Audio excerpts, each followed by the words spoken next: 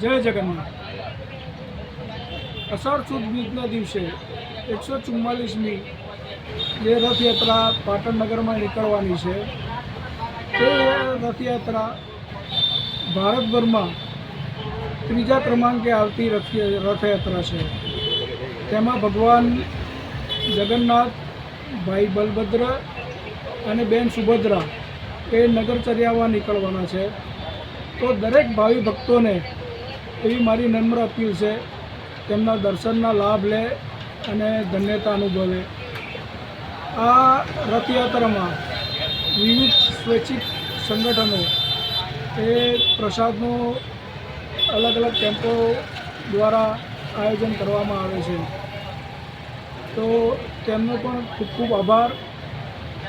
અને આ રથયાત્રા જે નીકળે છે એ આપણા સનાતન ધર્મનું એક મોટું પર્વ છે।